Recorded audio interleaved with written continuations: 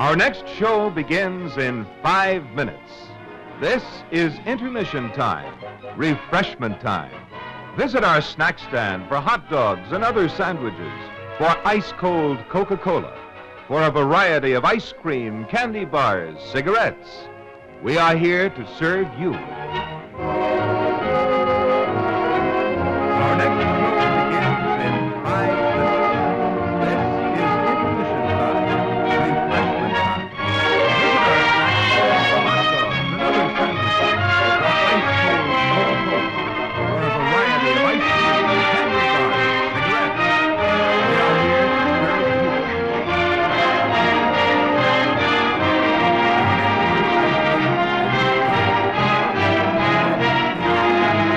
Coca-Cola, for a variety of ice cream, candy bars, cigarettes. We are here to serve you. You still have 4 minutes before the next show. Why not take a break, have a stretch, and visit our modern refreshment center? You'll find clean, conveniently located restrooms for your comfort.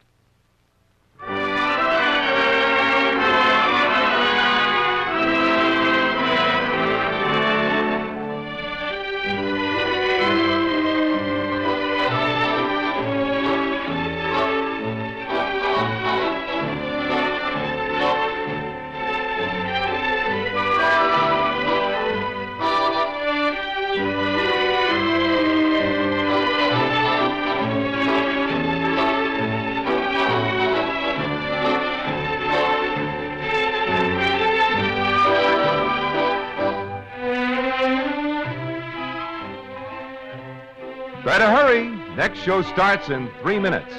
But there's still plenty of time to go to the handy snack stand for a sizzling hot dog and a refreshing Coke, or for any of the many tempting items available there.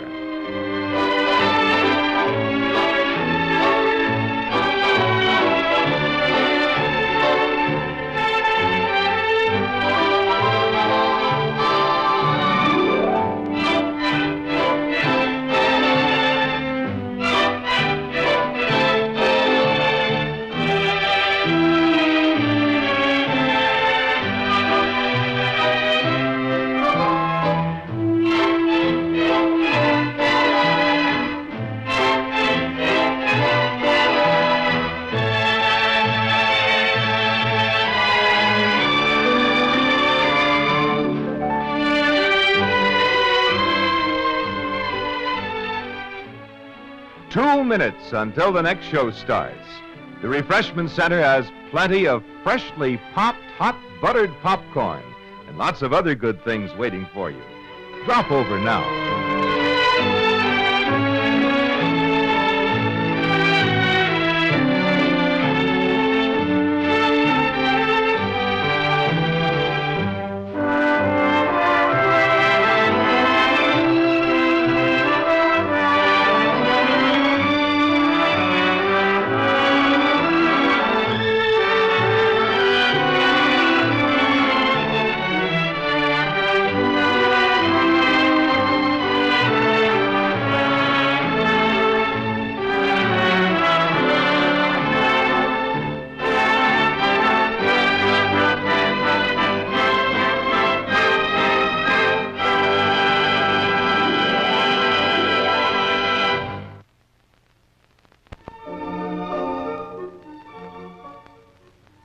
For your convenience, our refreshment center will remain open when the next show begins in just a minute.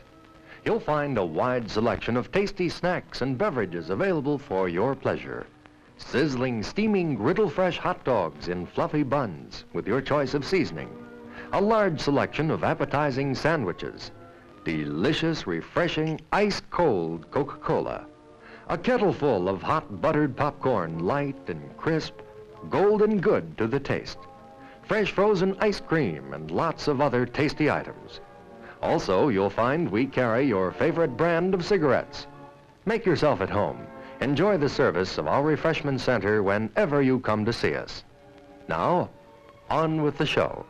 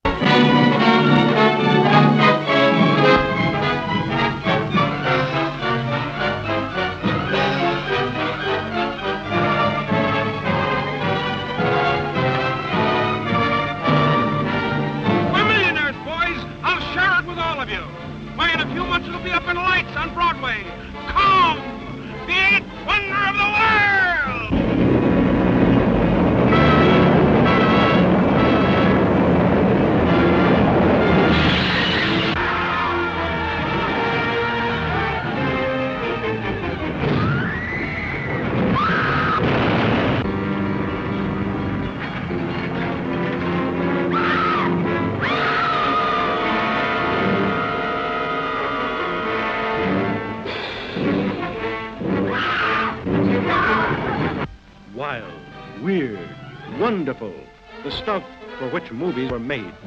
Adventure, to make you wonder if it's true, while your eyes convince you that it is. Truly, the thrill of thrills.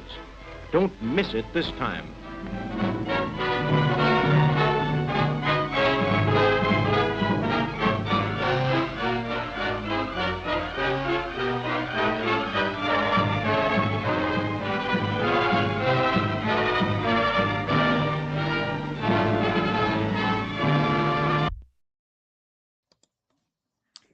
Okay, well, hello there, both of you who showed up to this. Hopefully, more people will come streaming in here or come in here shortly. But welcome to those of you, both of you, who are here for a live stream on my favorite topic, which is King Kong. One of my favorite topics. Certainly, obviously, by the number of Kong videos on my channel, no lost love for Kong here. Just hold on for another couple of minutes, see if more people come in. Both of you were here. At least you got to see the pre-show, so there you go. Not sponsored by Pepsi, by the way. Just happened to be what was at the Costco for dinner because Costco hot dogs are inflation proof. So that. But anywho, let's see. You go to the chat here. So as usual for usual what I did last time is that I think I have like super chats and stuff like that activated, but it's not, you don't have to pay to talk to me. I like the engagement, so I don't engage with the chat and with what people are saying, and the whole point of this is the back and forth and to be able to chit chat and be able to talk about Kong. I do have some questions and things lined up that I found that might be some interesting topics of conversation. Hopefully, if more people actually show up, would be nice. But this is that the graphic? This is the graphic right there. We go. Of course, tonight's stream comes at the end of a whole slew of anniversaries for King Kong's. This is Kong's 90th year. Of course, the film was released in 1933, the original film. And more specifically than that, March 2nd was its world premiere in New York on March 2nd, 1933 at the Radio City Music Hall. And then on March 24th, it had its Hollywood premiere at Grauman's Chinese Theater. And then went into general release on April 7th, 1933. So it had a string of 3 anniversaries here that I'm coming in at the end of. And show you this little handbill here from the premiere at the Chinese theater. And man, there's always like, if you could go back in time, what would you go see? What would you go look at? And like dinosaurs, obviously, woolly mammoths, things like that. Yeah, sure. But I have like some weird things too, like the Hollywood premiere of King Kong, because star-studded list of celebrities and a very Sid Grauman-esque sort of performance prelude that went in front of the movie. So just like some of the things might be a little hard to see on the handbill I have on the screen there. But among the celebrities that were in attendance at the premiere of Kong, Harold Lloyd, Charlie Chaplin, Wallace Beery, who played Professor Challenger in the 1925 Lost World, Janet Gaynor, Irene Dunn, who was about to be pretty soon in her most famous role in Showboat, 1936, Louis B. Mayer of Metro-Goldwyn-Mayer, Tom Mix, Western star, Richard Dix, also Western star, Marlene Dietrich, Al Jolson, Lionel Barrymore, Eric von Stroheim, Jean Harlow, Spencer Tracy. So quite the star. Frederick March as well. Frederick March, of course, being from the Dr. Jekyll and Mr. Hyde in the brilliant 1932 Dr. Jekyll and Mr. Hyde, which is like the best, maybe after King Kong, the best Universal monster movie not made by Universal. And we have the prologue the Grommanesque prologue, voodoo dancers, African choruses and weird chants, strange animals from far away, dance of the Zulus, Chilton and Thomas, sensation of sensation, studies in ebony, Jimmy Savo, the king of comedians, grand entry African queen in her court, Gloria Gilbert, America's premier danseuse, which is a ballerina, Dixieland dances in modern rhythm, titillating tom-toms, a jungle setting of rarest beauty, and African hunting scenes of genuine splendor. And then they would have had the big Kong head, the life-size Kong head, in the forecourt where all the handprints are and stuff like that. Okay, now I'm finally getting the chat. So it finally decided to show up. Drive-ins were a lot of fun back in the day. Yes, they were. King Unparalleled Classic. Love the collections back there. Thank you. Yes, I decided to change out the fossils this time for some of the toy stuff. So I brought some of the Kong things from the store where I have my display case. And yeah, some other things. My teeny tiny Transformers up there, Ghostbusters, Universal Monsters, and so on. King Kong's one of my personal favorites, for sure. Harold Lloyd and Charlie Chaplin were famous silent film actors. Yes, they were. The guy that hangs off the clock, his big round glasses, kind of like mine, but thicker, that was Harold Lloyd. And Charlie Chaplin, I don't have to explain, he has the tiny little German mustache. Let's see, anybody else popping in here now that I finally have the chat. So let's see here. Oh, we're down to 2 now. So we lost Bodhi. Oh. So yeah. I guess the saber-toothed tiger skull. Yes. Smile It On is lovely. I don't know if you were here for the for my last live stream, Richard. But usually what I have back on my display case here are a whole bunch of fossils and things because I teach earth science programs part-time, freelance, and so I usually when I'm doing I have this is actually my set for my virtual school programs and stuff. So usually I have a whole bunch of fossils and things back here, but I decided to switch them out for the toys. But I kept the skull because it's just too cool. Yo, Gigi, how's it going? Let's see, anybody else? Who all? All right, we're hanging at 4 right now. That is fine. Yeah, so I'm just saying, like, I like the interaction, I like the chit-chatting, so do type stuff. And I got some questions off of another live stream that was done for Kong's 90th anniversary. Let's pull that up. There we go. So the Monsters with Attitude, they announced a live stream, 9th anniversary live stream, like at the time they were doing it, in one of the Kong groups, and so I chimed in right as they were ending it. So I didn't get a chance to participate in that, but did have a lot of questions for their like 6-man panel, and I thought they were interesting questions, so I hijacked the questions and thought might be an interesting thing to talk about here in this live stream. With again, many thanks to the Monsters with Attitude, and go look them up on YouTube for their live stream if you're interested in what their answers were. Richard asked, did you like the Godzilla times Kong trailer? Well, I did that reaction video for it.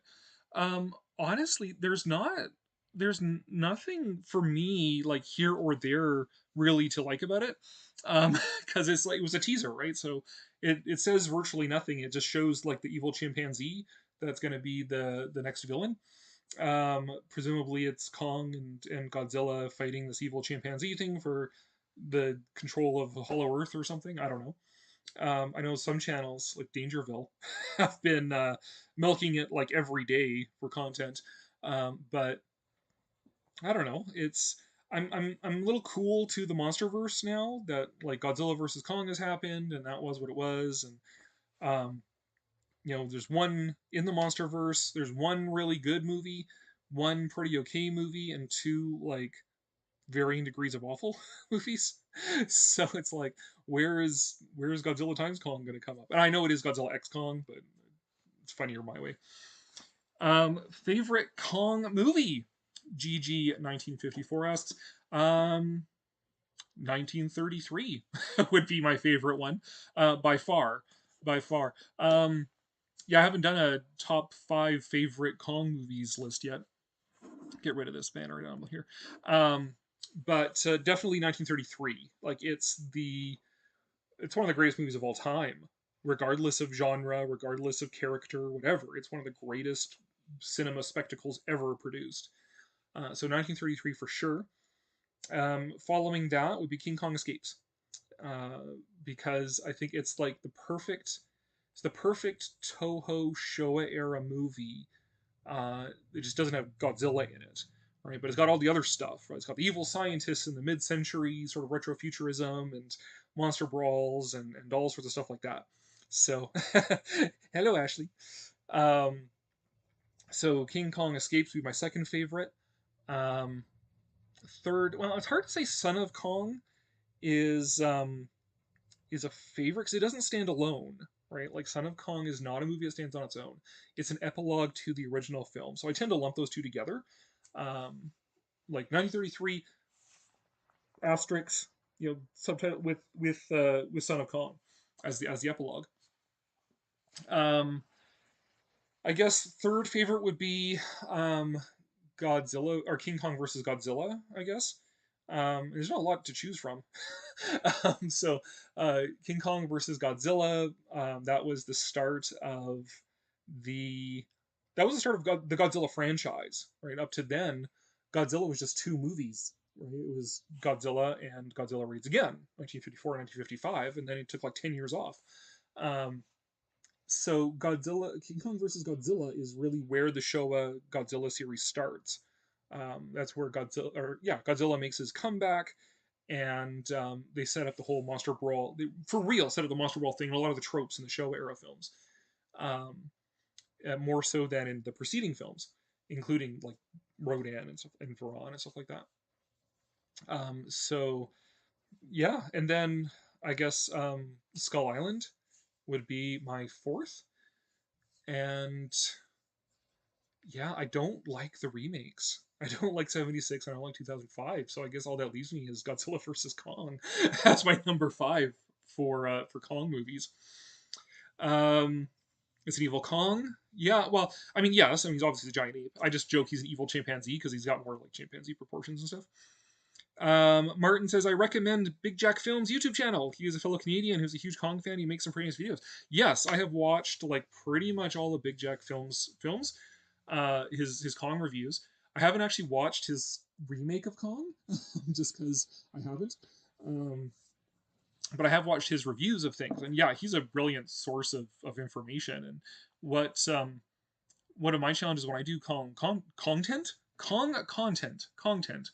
is just not just replicating what he's already done, right? So I'm trying to do original things and cover some more detail spots that he hasn't actually covered himself, like the filming locations video that I did, the virtual filming locations, because I don't live in Los Angeles and I can't go and just bop around and go check these places out. But that was sort of me trying to do like more detail work than some of the videos that are already out there, like the Grim Life Collective filming locations video and stuff Big Jack does. What about the Peter Jackson Kong? Here's the thing. I don't like Peter Jackson as a director anyways. This is to my wife's great chagrin, and I've tried to restrain myself. Not as successfully as I should, because she loves the Lord of the Rings movies. I do not. I do not like Peter Jackson as a director whatsoever. So like I find him almost unwatchable. He's so cliche. So his 3-hour epic version of King Kong is just no thanks.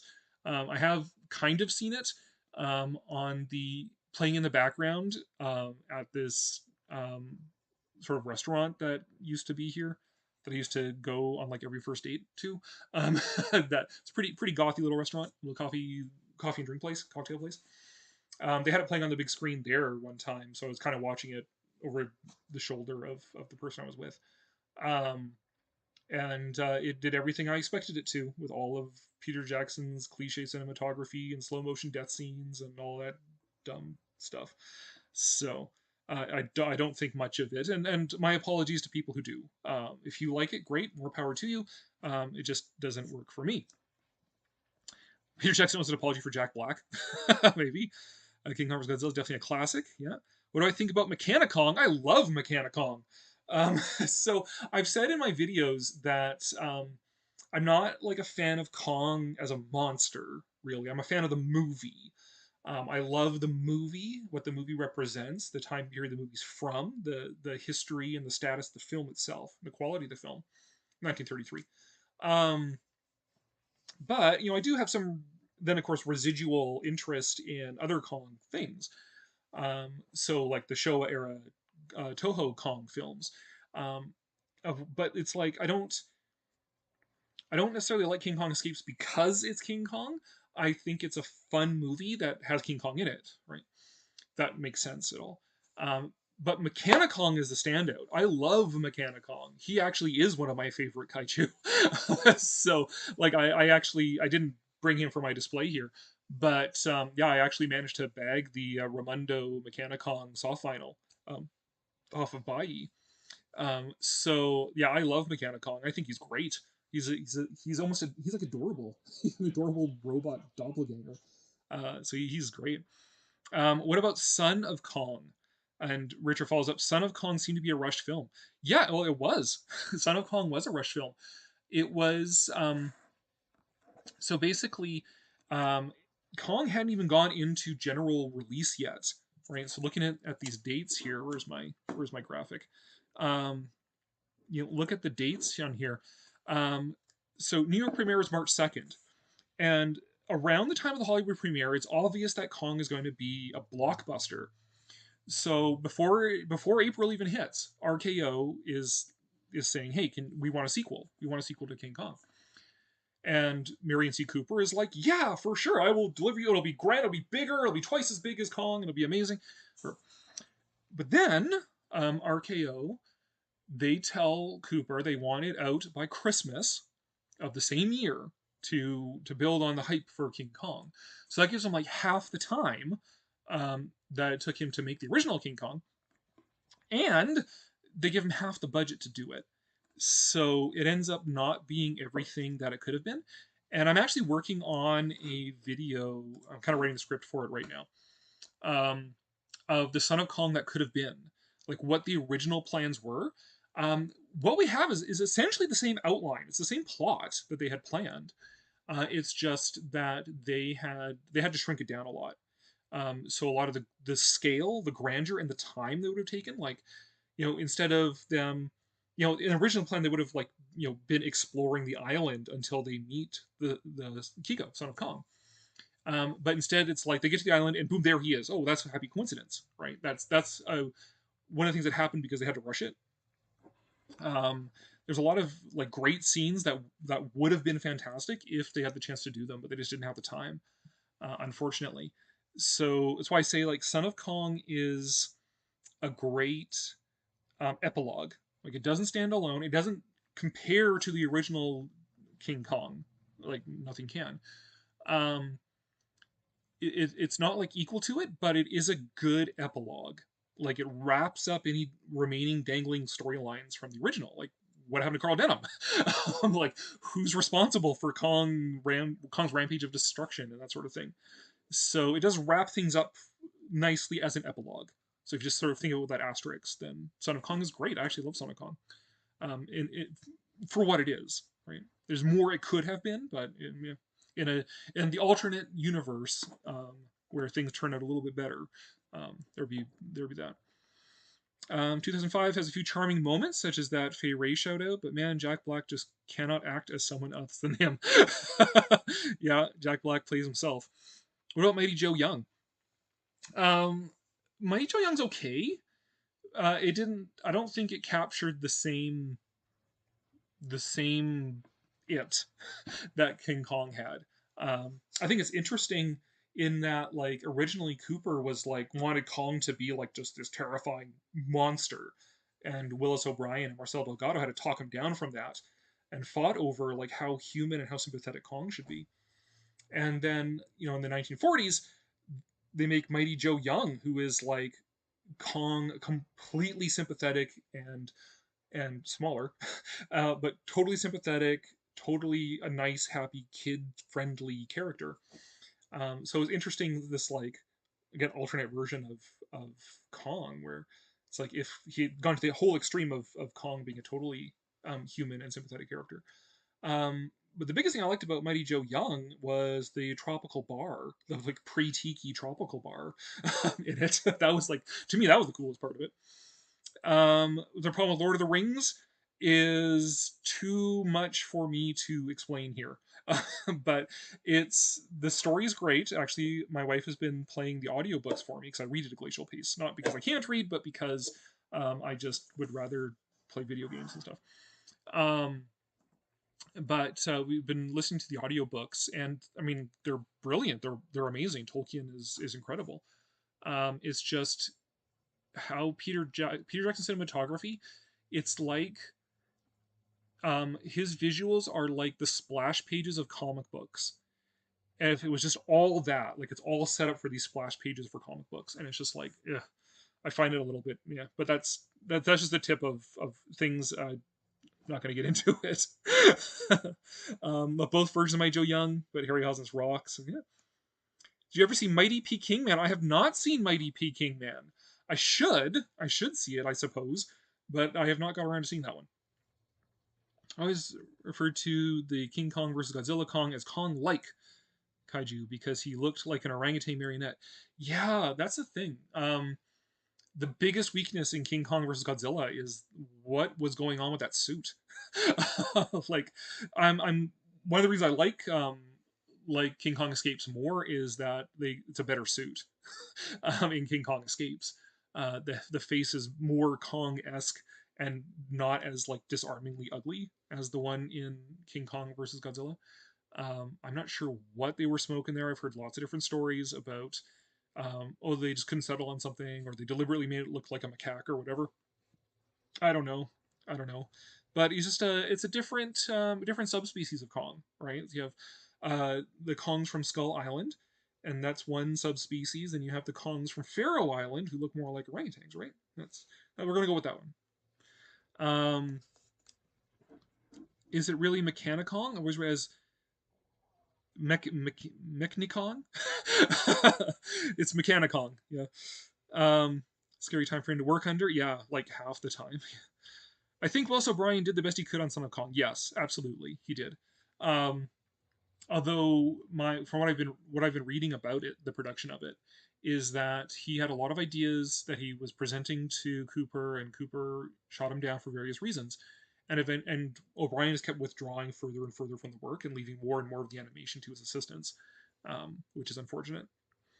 Art and costume acting of Lord of the Rings swoon. Yes. Yes, Ashley.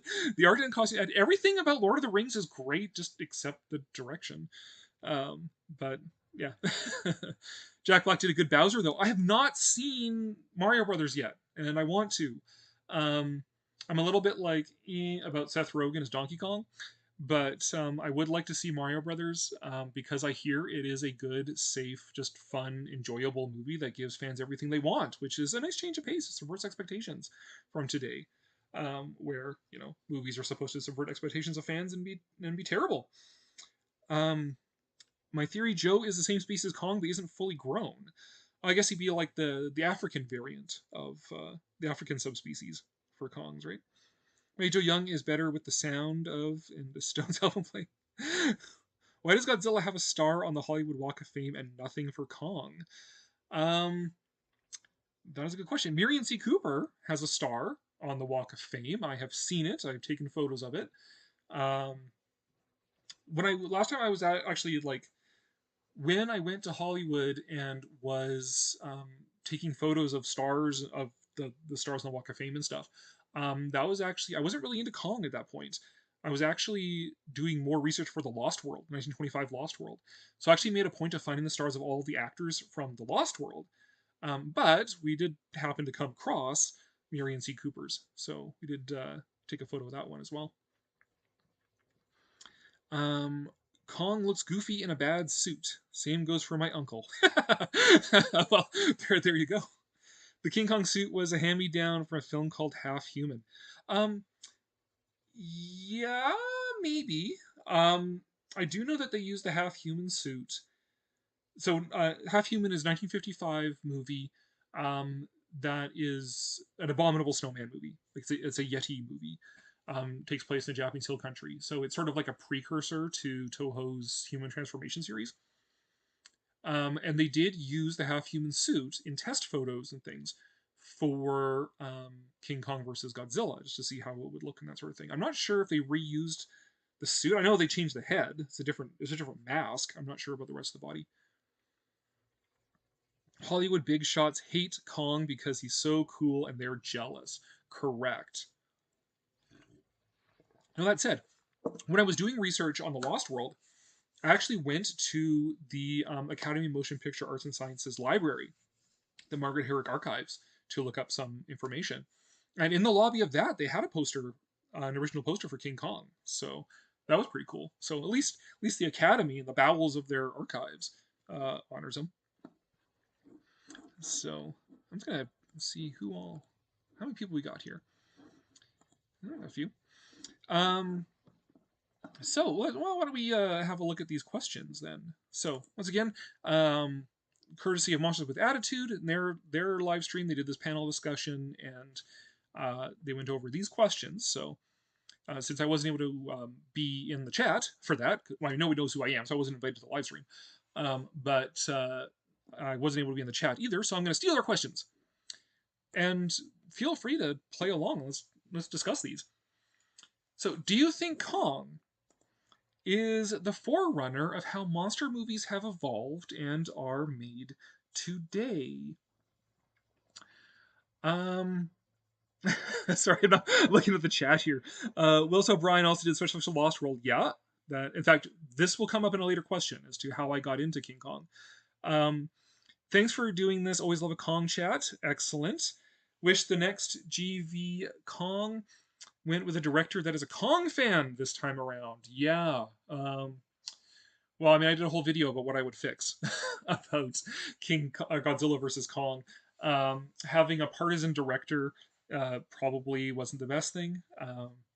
Again, not that I really cared about who would win, because again, I'm not like I'm rooting for good movies. I'm not rooting for monsters. I'm rooting for good movies. But I think they could have done maybe a bit more to build up Kong in that one. But there's also missing a whole movie. Like there's a whole movie that should have gone between King of the Monsters and Godzilla versus Kong to build up Kong a bit more and then parlay that into the big fight movie. Ashley, jealousy explains it all. Maybe he seems more human than some of them. Makes him uncomfortable. Correct. Back in your High Would Fix a Monsterverse video, you argued there were no dinosaurs in Kong Skull Island besides the Triceratops skull. That was one of the weaknesses of Skull Island, in my opinion. Yeah, it's just, I like the dinosaurs. I explained it all in the video. I have a certain amount of suspension of disbelief, and when you make Kong the least weird and least interesting part of his environment, then you got a bit of a problem. King Kong was definitely a special effects driven film. Oh yeah. Yeah, so back to this question now. Do you think Kong is the forerunner of how monster movies have evolved and are made today? Yes, with an asterisk. Because Kong is essentially The Lost World, 1925. In fact, so much so that when they were making King Kong, they actually bought the rights for The Lost World off of First National Pictures. That way, just to cover their basis that they wouldn't get sued for any kind of infringement, because King Kong is a Lost World story with special effects by the guy who did effects for The Lost World. So I would actually say that The Lost World is the real forerunner, is the real granddaddy of sort of modern monster movies. But Kong refined that, right? Kong refined the effects. It was the first one in sound. It made a monster character. So, like The Lost World, you have the dinosaurs, but they do bring one of them back to London to run on a rampage, but none of them are characters, right? Whereas in King Kong, they make the monster a character. So I think that is the key thing that Kong really adds to the formula. That was not present in the Lost World. Otherwise, Kong itself is using the formula of the Lost World. So Kong, yes, it's the forerunner of how monster movies have evolved, but with an asterisk that it itself is following in the footsteps of the Lost World. So 76 Kong didn't have dinosaurs either. No, it didn't, and that was one of its flaws. So I don't know if the rest of you have anything you want to add about this particular question here. Do you think Kong is the forerunner of how monster movies have evolved and are made today?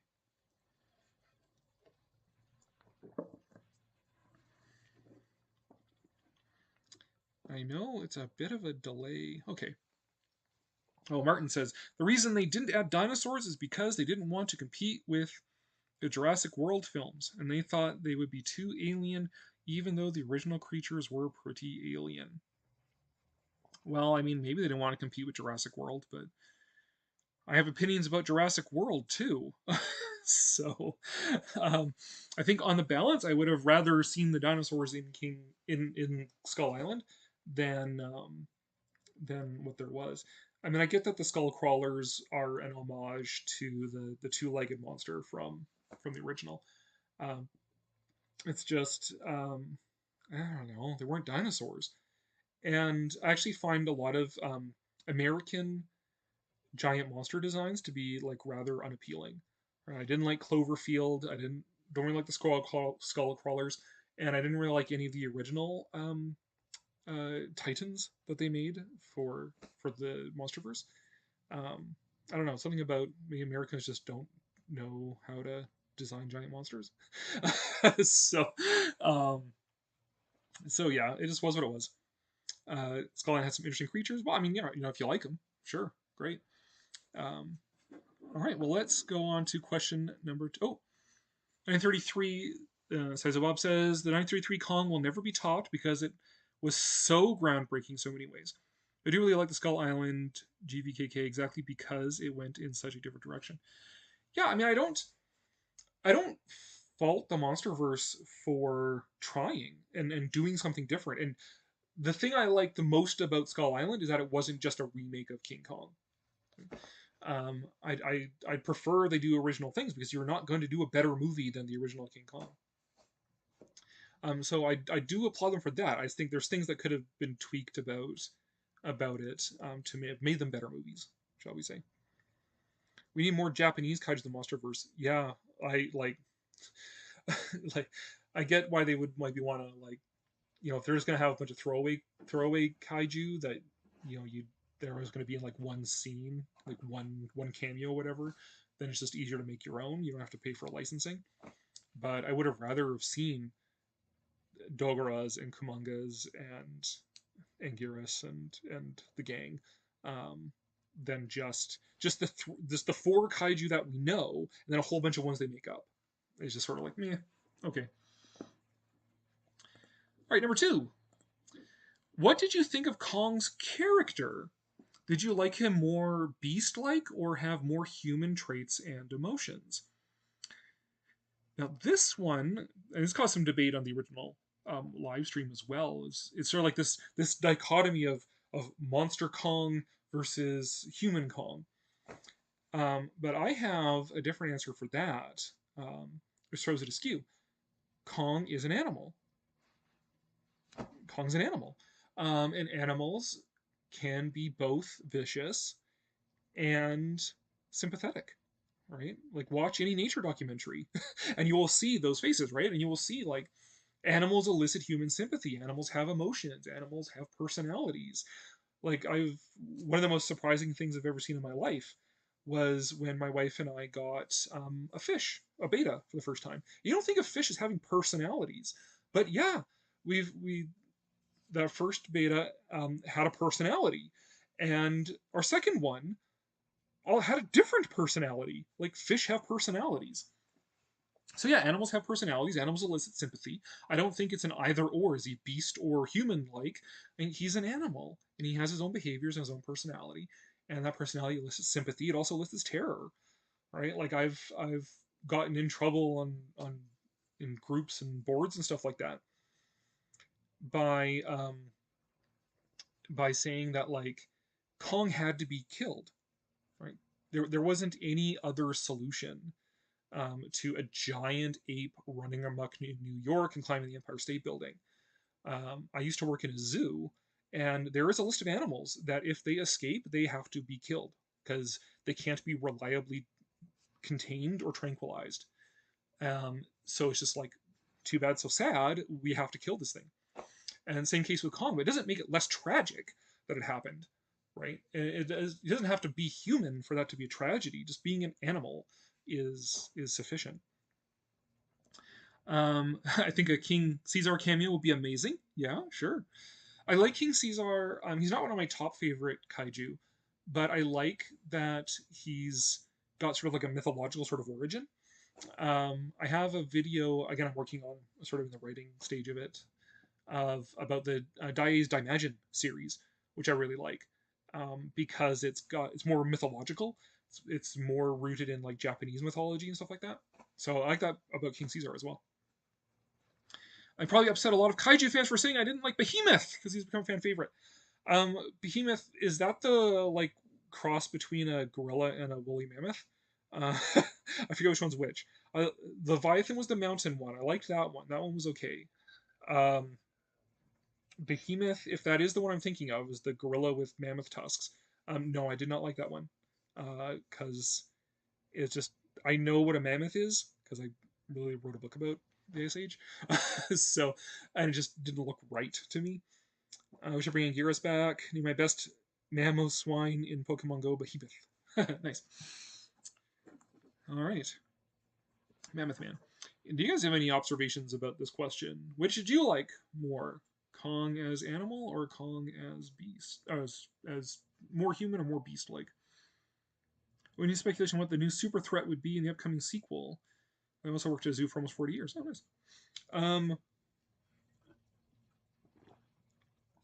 I have no speculation on what the super threat might be, because all we have is a teaser trailer and a very brief description. And I am not Dangerville. I am not milking. Not that I'm picking on Dangerville. I mean, more power to them. But I'm just laugh because I'm subscribed, and so I see like constantly popping up like every day. It's something new about a 30-second teaser and a brief description. I have no clue what the new super threat's going to be, other than the evil chimpanzee thing.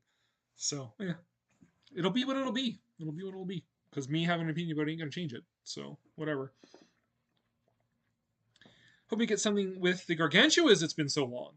Yeah, I mean, I famously, in my video on non-Godzilla Toho movies, said that I did not care for War of the Gargantuas, and I got eaten alive in my own comment section for that. But it doesn't mean I hate the idea. So if they bring the Gargantuas back for a movie that I actually liked, then great. You know, sure, great. It'd be nice to see them again. I'm surprised they haven't. Maybe like second season of Singular Point, they'll bring them back or something like that. Singular Point or something comparable to them. Right? Actually, one of the things I liked about Singular Point was that they didn't just bring back the kaiju, but they like adapted them and changed them. So like, okay, you know that this guy's inspired by those two kaiju, this one's inspired by those three, whatever, but it's like something a little bit different. That was rather ingenious. It is fun to speculate. It is fun to speculate. It's just I don't have nothing to speculate with. So other than like, hey, evil chimpanzee is gonna kill them both. All right then. Let's next question. Out of the three main characters, who do you think had the better role, and did that character leave a lasting impression? Now, for an actual character, I would say that Carl Denham is the human character that steals the show, certainly. It's a great meaty role. Robert Armstrong is a great actor, and like that, he was made for that role. And we were talking about Jack Black earlier. He might not have been made for the role of Carl Denham as much as Robert Armstrong was. And it was nice to see Denham come back in Son of Kong as well, and have the wrap up to his storyline as well. Um, so Carl Denham, certainly the best character in the movie. But if you're talking about lasting impressions, then it has to be Fay Wray. It has to be the Andero character has to be Fay Wray. She is synonymous with King Kong. In fact, in her autobiography, in the prologue, the prologue of her autobiography is an open letter to Kong about their life together, and she makes a comment in there about how um, thinking about her is always a prelude to thinking about Kong. And in fact, talking to her is usually a prelude to asking questions about him. Right? So, like, she is just synonymous with the movie. Um, and that has been the role that immortalized her, even beyond, like, Robert Armstrong. Um, like, you have to be a fairly big Hollywood nerd to know who Robert Armstrong is. Whereas, like, virtually everybody knows who Fay Wray is, and if they don't know who she is, you just have to say the girl that was kidnapped by King Kong. I'm like, oh, okay, right. So I think the best character is Denham, um, but the lasting impression is Fay Wray. Carl Denham's such a large than life character. Yeah, Denham was awesome, which is why I was down that Jackson chose Jack Black. I can understand the logic of Jack Black. I mean, what other actor in Hollywood is most closely physically matches, Carl Denham type? Just the performance, and then and I gather being written as like a real scumbag, as opposed to Carl Denham in 33, where he's just really excited. He's really excited and really driven for what he does.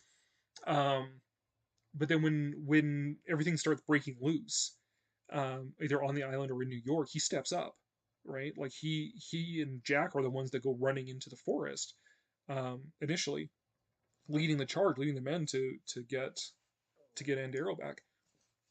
So um, so yeah, like he's not an irredeemable character, and I'm glad that he's given more human moments in the second film, Son of Kong, to show a bit more of a human side. But yeah, he's not a bad guy. He just made bad choices. And plus, there's the interesting symbolism that Denham and Kong mirror each other as well, right? Like both are sort of kings of their island. Both are these larger than life personalities. Both of them essentially kidnap Andero, right? So Kong and Denham mirror each other as well. Jack Driscoll was so heroic. Yeah. I love Denham's arc. He starts out wanting to exploit Kong. Yeah. A legend in Gearus remains are briefly seen right before the temple explosion in King of the Monsters, but we all want Gearus in the flesh. Yeah. There's supposedly an Gearus skull in King of the Monsters. All right, so we've got a few. Everybody pretty much agrees Denham is the is the best character, and a vote for Jack Driscoll. So that's nice. The only criticism I have of the 1933 Kong was too much screaming, which I'm sure was to some degree the sound editors, and she never warmed to Kong as in the remakes. Yeah, even Fay Wray thought it was too much screaming. What they did is after they finished the principal filming, they brought Faye, like I know her. They brought Faye into um, the recording booth and had her just record a whole bunch of different screams, and they just kept plopping them in there, plopping in the movie. So that's sort of that's the most common criticism of 33 is that there's too much screaming, which even Faye shared that criticism, and she never warmed to Kong in the remakes. I actually I prefer that she didn't warm to him because um the 2005, like it's almost creepy, right? Like it's almost bestiality, just how much they connect. And in the Broadway, like I've seen um clips from the Broadway show, and it does that too. Um, but it's like Kong is a sympathetic character as an animal, but he's also like a 20-foot tall ape who's dragging you around an island of dinosaurs and to the top of the Empire State Building. Like that's terrifying. That's a terrifying ordeal. And so I don't blame her for not being sympathetic. I think most of us wouldn't be like, oh, this poor monster that's, you know, dragging me up the side of a skyscraper. Right? Like, I think that's actually the most realistic part of the movie is that he's an animal, he's sympathetic, but there's still no other solution except to put him down.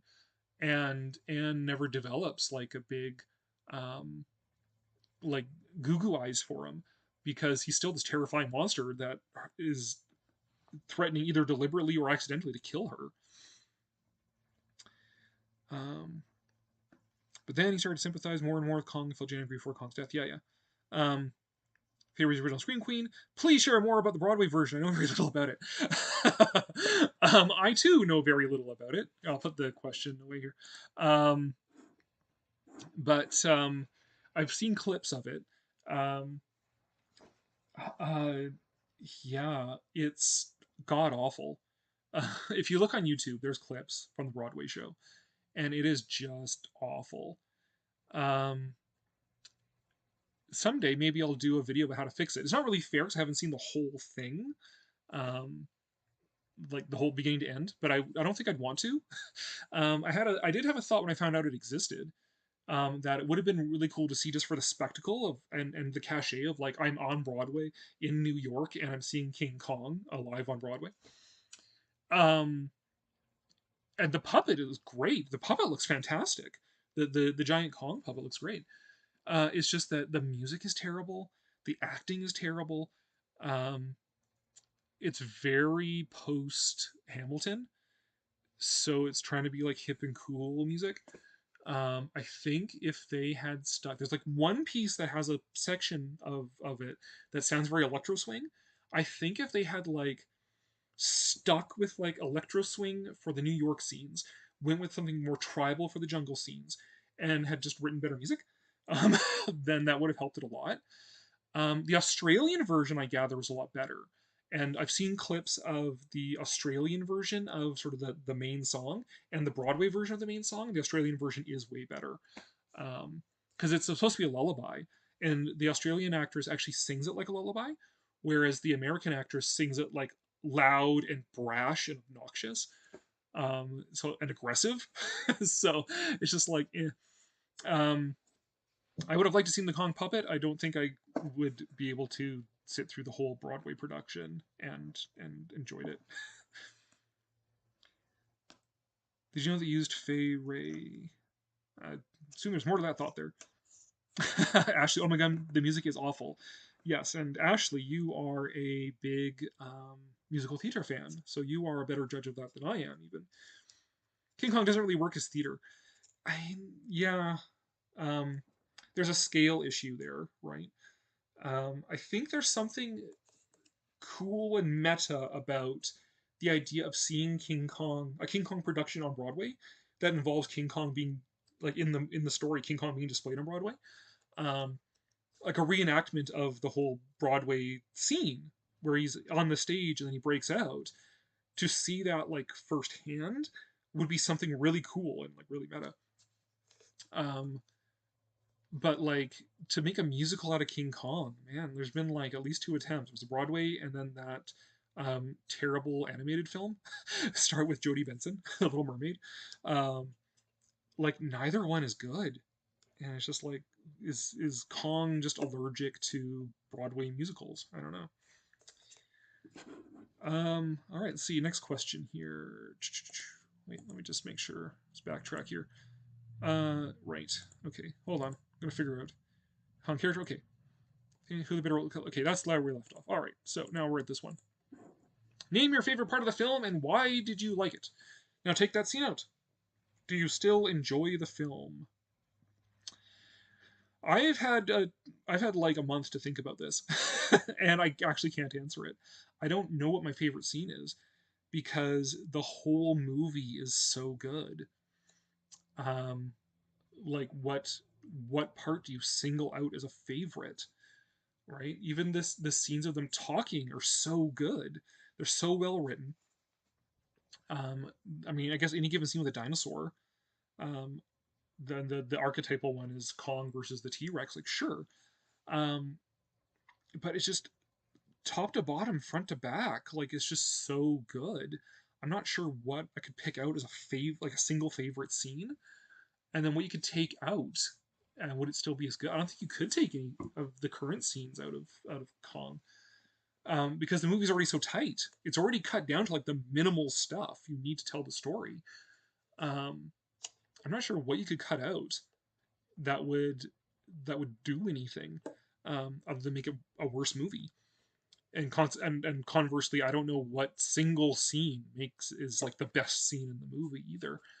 Um, but I guess whenever he's fighting a dinosaur, I suppose. Yeah, King Kong is perfect the way it is. Exactly. There's not there's there's a question coming up later about what would you change. But as far as taking out a scene or picking a single favorite scene, I don't know. Did you know they used the Fay Ray scream and edited to the Styracosaurus roar in the recreation of Spider Pit sequence? I did not know that. I did not know they did that. That's nice. Again, just because I don't like Peter Jackson's direction doesn't mean I bear him any ill will. And I mean, I appreciate his passion for Kong, and I appreciate the work that he put into to make a Spider Pit sequence just for the funsies of it.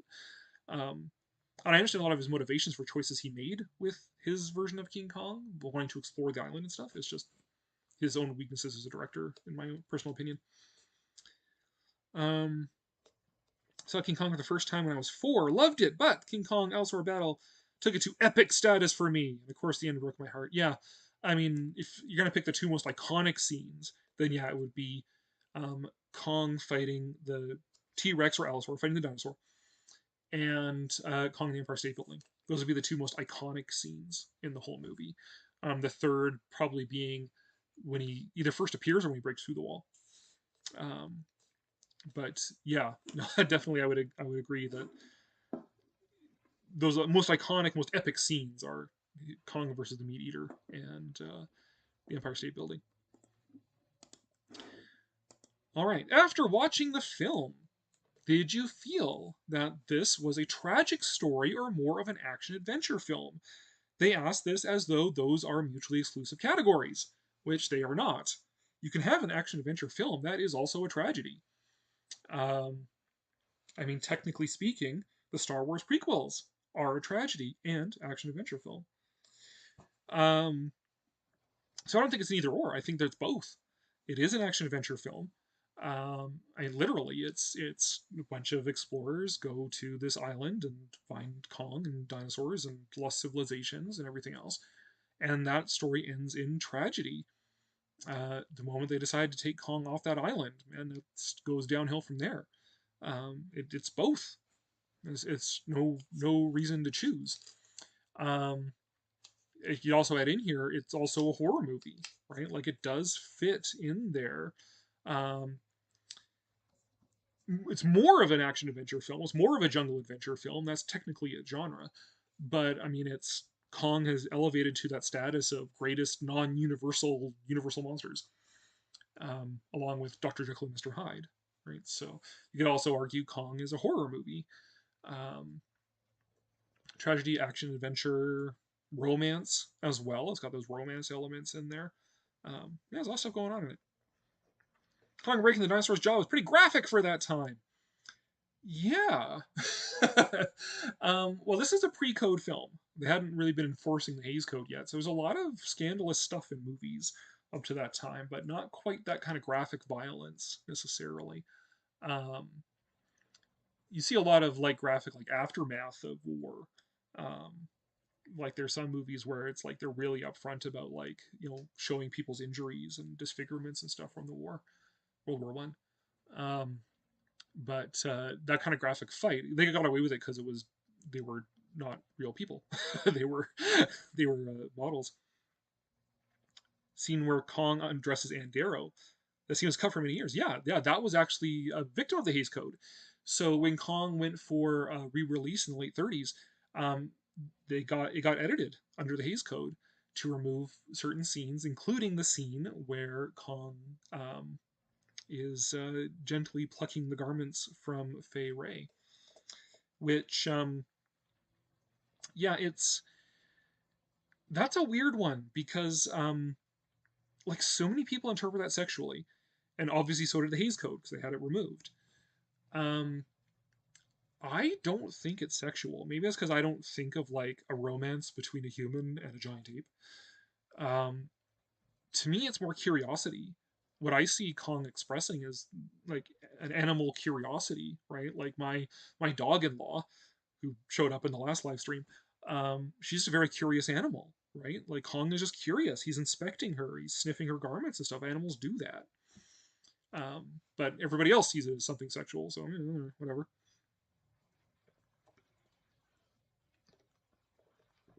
I stated, how do you choose a best scene?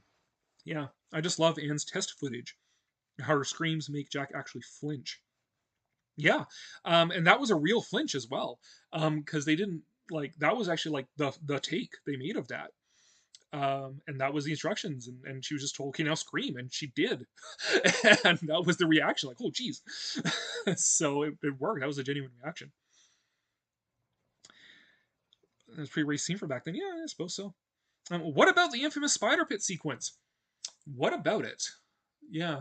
Um, actually, there's been some videos going around recently about the fact that the spider pit sequence was likely never actually shot to begin with. Um, because Ray Morton wrote one of the Kong making of books. He's actually seen, this is his argument, he's actually seen the shooting script for King Kong, all of the scenes that are in it. And he says that every scene that is in the movie is in the shooting script. And there are scenes in the shooting script that are not in the movie, scenes that got cut. But there is no spider pit sequence listed in that shooting script. So his conclusion is that the spider pit was just never shot to begin with.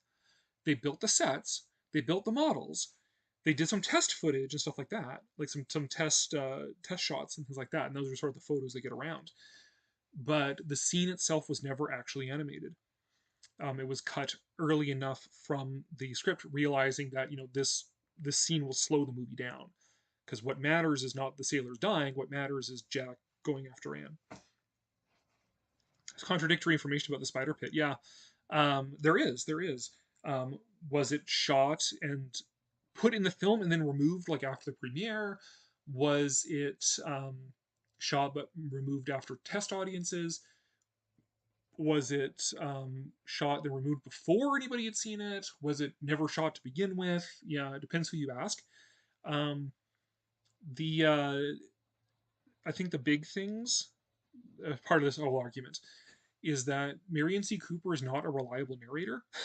he picks what makes the best story, not necessarily what's true, and that you can't necessarily trust the recollections of people from like who are remembering a movie from 60, 70, 80 years ago, right? Oh, when I was a kid in 1933, I saw this scene. Did you? Did you really? And one of the biggest sort of supporters of that was Forrest Ackerman. But Forrest J. Ackerman, I love the guy. Like I met him. I actually met him a few years before he died. He also spread the whole Godzilla won in Japan myth as well. So I think there's a good argument for the spider pit sequence never having been filmed at all. So I don't know. Is what it is. All right, next question. When was your first exposure to this movie or character? So somebody was saw King Kong first time when you were 4. So the creature in the spider pit sequence shown Black Scorpion. Yeah. Like they did make the models, they did make the sets. It's just the argument is that they never actually filmed it because there's no record of them having filmed it in the actual shooting script. Now, when my first exposure to the movie or character, well, I mean, everybody grows up knowing who King Kong is. That's not really here nor there. But how I got into being a Kong fan, I guess, is that I was first a fan of The Lost World. Because I went through, well, it's not a phase, I'm still in it. I still love Victorian science fiction. It's one of my grander passions. I'm kind of winding down my blog about it though because nobody reads blogs anymore. But I still love Victorian science fiction. But I got into Victorian science fiction, and particularly The Lost World, the novel, because it's like it's science fiction. It's It's Victorian Edwardian story, and it's got dinosaurs in it, which I love. Dinosaurs, I love prehistoric life. So I originally got into the Lost World in the 1925 version of it because I like silent films and goth stuff as well, and science fiction. So that was kind of a neat, like goth stuff. So I like silent movies. I like old stuff. I like dinosaurs, and I like science fiction. So it all kind of coalesced into Victorian science fiction, the Lost World in particular. And I ended up becoming, like, almost wholly by accident, one of the world's leading experts on the Lost World. Um, like, I've actually have publication credits about the Lost World. Um, Not sure how. I just started up a website for the Lost World because there weren't any other websites out there. So it's like, all right, sure. So I started out, and then I ended up becoming like an expert. That's why I was in Hollywood researching a million years ago, 2006 actually. I was researching on the Lost World, and actually uncovered a version that was going to be made before the 1925 version by William Selig, but that never got produced. But those notes clearly went to the producers of the 1925 version because there's a lot of similarities and some same casting and choices and stuff like that. So of course, being a fan of the Lost World, King Kong is inescapable. I did have a snooty phase where I was like, oh, well, yes, Kong is the movie that Willis O'Brien made after Lost World, but we're not going to talk about that. The Lost World is the better thing. The Lost World is the classic thing. Kong is like this other thing that he did. But that was being unfair to Kong. Lost World's a fantastic movie. Kong is also a fantastic movie. And yeah, so I sort of just started warming up to Kong more and more. And then I guess with the hype around the MonsterVerse stuff is when I really started shifting towards like, really, I really actually really dig this movie. That's actually over COVID is when I started collecting Kong stuff as well. I didn't have anything else to do, so just trawling Facebook Marketplace and eBay and stuff like that, collecting Kong stuff. So yeah, my first exposure to this movie was via The Lost World. Willis O'Brien also worked on a film called Creation that was never completed. Yep.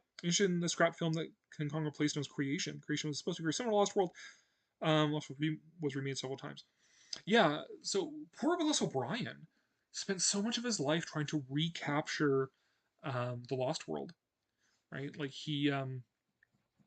I would even say, like artistically, King Kong is the peak of his career, but as far as creatively, I would say that actually the Lost World was, which is sad because that was also his like first feature film.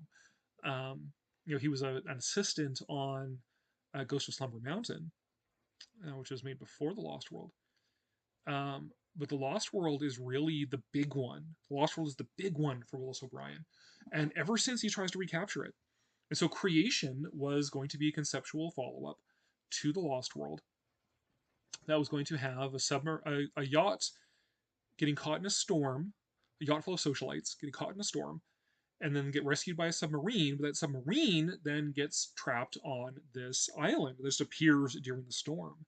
And on this island is a fully fledged ecosystem of prehistoric animals and the ruins of a lost civilization. So it's like this island just appears out of nowhere with this illusion of history, illusion of the past.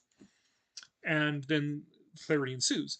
Unfortunately, it did get scrapped by Miriam C. Cooper, who could see the writing on the wall. It was going to be a very expensive movie that had already basically spent its budget without an actual piece of finished footage to show for it. So he canceled that project and reassigned O'Brien to King Kong. It would have been interesting if Creation had been made, but I think if it had been made, it wouldn't. Well, we might not have had Kong, first of all. So between the two, I would choose Kong.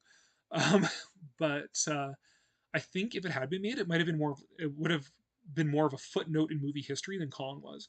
Right? Kong is like the big classic, like one of the greatest Hollywood movies of all time. Creation, I think, would have just been like this weird, obscure old science fiction movie. Right? So I think on the balance, it's better off that we got Kong, but I mean, it would have been cool to have gotten Creation, sure. Lost World was remade several times. Yes, Lost World, like Kong, has several remakes, virtually none of which are good. So, I watched a weekly afternoon of monster movies in the 1970s Boston. The year 93 King Kong, and I was hooked. Yeah, nice. I watched King Kong first time when I was 4 on the $1 Million Movie that played all week. After several viewings, I turned to my mother and in tears asked, "Does he have to die every night?" Oh, that's so cute.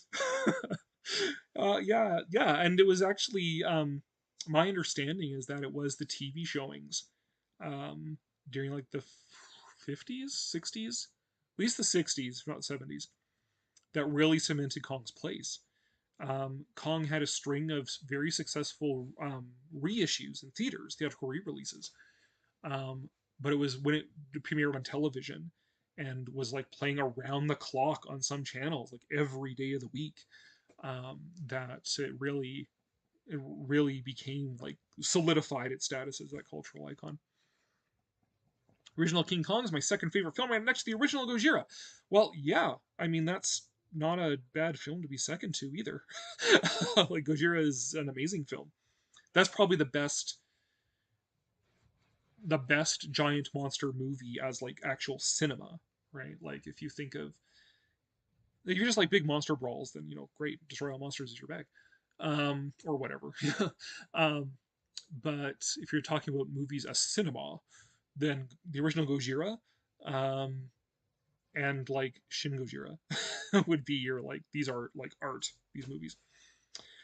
Um, Will O'Brien also tried to make a film called King Kong vs. Frankenstein. Yes, he did, and we do know what happened with King Kong versus Frankenstein. All right. Oh, speaking of remakes, would you have liked to have a continuation of the origin story for Kong or stick with all the remake films? I'm a little bit confused by this question. It wasn't quite clear on their live stream. Um, Basically, would I have preferred to have a bunch of sequels or a bunch of remakes? And the answer is neither. So I like Kong, Son of Kong, um, as an epilogue. I think they could have made a whole trilogy out of it. If they follow the modern pattern, where you have like one standalone first movie and then you have like back-to-back sequels. So Empire Strikes Back and Return of the Jedi, or Matrix Reloaded, Matrix Revolutions, or whatever. I think they could have stretched the material in Son of Kong out to two very satisfying movies on their own. But I mean, Kong is fantastic. Kong stands alone, and Kong can't be remade because it's already practically a perfect movie. So I think the real way to go is just um, what's been known like the MonsterVerse and Toho, where they take the Kong idea and they put it in other scenarios, right? So let's take Kong and make him a Showa era Toho tokusatsu film, kaiju film. Let's take let's take Kong and have him fight Godzilla in a big CGI modern blockbuster type movie. Like, I think those are perfectly serviceable ideas. Um, and I'd rather see Kong taking in new directions than more sequels or more remakes. Especially not remakes, because you can't remake a perfect movie. There wouldn't have been Gojira without Kong, so said the director of Gojira. Yeah, well, it was a 1952 theatrical re-release of King Kong was one of the inspirations for Godzilla. Um, because that 52 re-release did extremely well in Japan, and so that convinced them that like there's something you can do with this giant monster genre. And then Beast from 20,000 Fathoms, basically they took the story from that and made it good, and and made Godzilla out of it.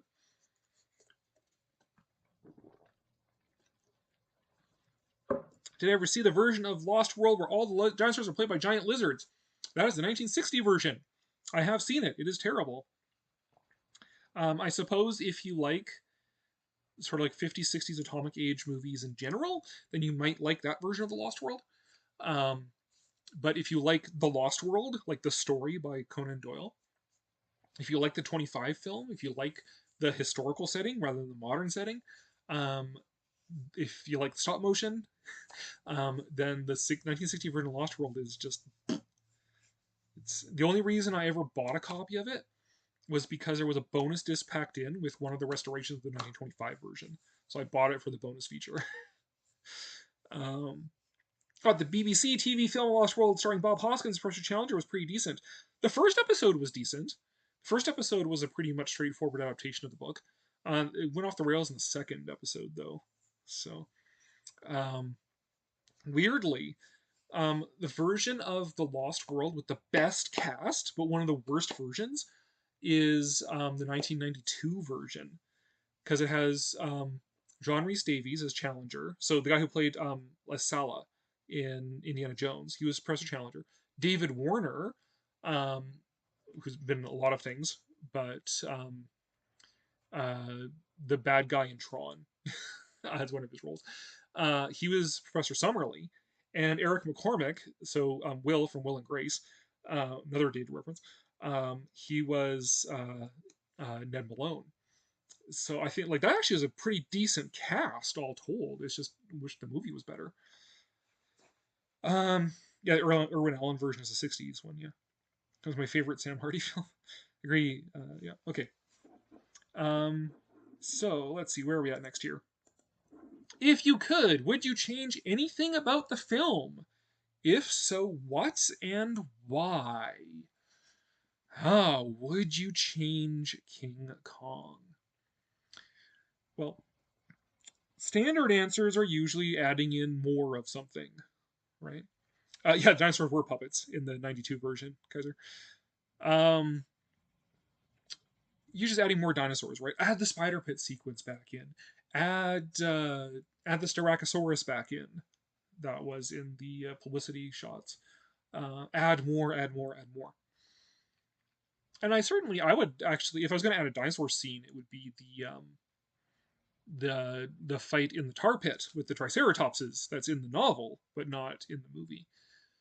But again, it's already like a perfect movie. So what would you change about it? Would adding anything really add anything to it?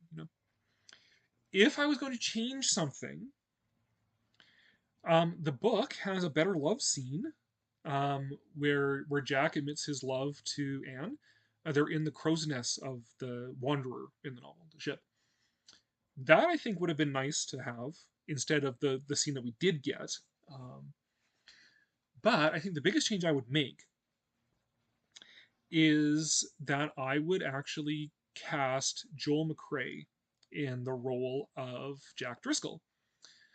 There's conflicting stories about whether or not Joel McCrea was actually supposed to play that role. So Joel McCrea, actor, he was the lead in The Most Dangerous Game and in Bird of Paradise. So two other RKO movies that led directly into King Kong. He's a much better actor than Bruce Cabot is. Much better. But there's conflicting stories about whether or not Joel McCrea was ever actually signed to Kong. The Miriam Cooper said to Bruce Cabot that no, it was always going to be Bruce Cabot. It was never going to be Joel McCrea. But he might have just said that to Bruce Cabot to appease him, because Bruce Cabot was like had been made to understand by other people that he was just sort of the stunts like stand-in for Joel McCrea. Cooper's, oh no, you're Jack Driscoll was always you. Joel McCrea says that he got the role, but then he turned it down basically. He wasn't interested, which he says is one of the biggest mistakes of his career. And in fact, actually, he ended up being the master of ceremonies at the premiere. So, if you look on this, I think it says on here. Yeah, right underneath where it says Robert Armstrong, 2 lines down, Joel McCrea was the master of ceremonies for the premiere in Hollywood. I think it would have been better with Joel McCrea. So Kong is almost perfect. And I mean, Bruce Cabot does an okay job, but I think Joel McCrea would have added more acting heft, would have made Faye and Darrow falling in love with Jack a little more comprehensible. Because he was just a better actor than Bruce Cabot. So yeah, that's about the only change I would really feel safe making. Maybe adding in that different love scene, but otherwise casting Joel McCrea as Jack Driscoll instead of Bruce Cabot. That one, poor lady being ripped out of her bed. It was horrifying. Actually, you take that scene out. Peter Jackson version it did add a lot of stuff. Peter Jackson version added a lot of stuff, most of which was unnecessary and demonstrates why the original movie is so good. Most Dangerous Game was filmed in the same sets as King Kong. Yes, it was. So I might have mentioned this in my filming locations video, but RKO had a cap on how much how big its budget could be, and Kong was already going to exceed that. So they did some creative accounting, and they found ways of sort of spreading out things from Kong's budget to other movies. And one of those is that they built these jungle sets for Most Dangerous Game and reused them for Kong. And in fact, they were already filming parts of Kong on the set for Most Dangerous Game in between takes of Most Dangerous Game. Before they even had a finished script for King Kong. Like, they were still working on the script for Kong, but they knew, like, okay, we have this scene of a bunch of sailors running through a swamp. Okay, we can film that. We know that part. So they would do that in between takes on Most Dangerous Game. But yeah, it's interesting. Like, I think there are certain movies that it's good to watch in tandem with King Kong to understand sort of the development of King Kong, right? So it's good to watch Most Dangerous Game, because that was filmed same time, same sets, yada yada yada. It's also in some of the same cast. It's also good to see Bird of Paradise, because that sort of precedes Kong as like this sort of tropical island adventure and romance movie, and a lot of the village sets for Bird of Paradise were reused for the village on Skull Island. Grass and Chang, which are Cooper's documentaries. It's good to watch those to get a sense of like where Cooper was leading up to with King Kong. Also, Four Feathers as well.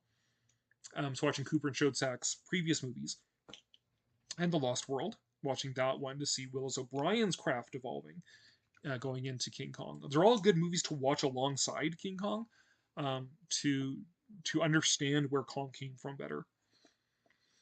What are your thoughts on another Willis O'Brien film project never got off the ground? War Eagles. I have no thoughts about War Eagles. I'm sorry. I know about it, but I just I don't have any thoughts about it. Size of Bob says I'd subtract some of Faye screaming and have her show at least some sympathy to Kong towards the end. Isn't that perfect? Some same actors. Yeah. Most Dangerous Game was about an insane character who hunted humans on an island. Yes, it was. I actually did watch Most Dangerous Game today at my store, just out of preparation for this live stream. All right. Oh, not that. Where is the next question here? Oh, we're almost at the end. All right. Do you believe in the phrase, "It was beauty that killed the beast"? A friend of mine has a joke about that. It was men who went to the island, men who kidnapped Kong off the island, men who put him on display, men who caused him to run rampage, and men who got in planes and shot him off at the Empire State Building. But it was the woman that killed him. Sure. So, the beauty was obviously Kong's weak spot, but I do think it was more so the bullets that killed Kong than the beauty. Depends on your perspective, how poetic you want to get about the beauty killing the beast and so on. And the fact that the old Arabian proverb was completely made up by Merian C. Cooper.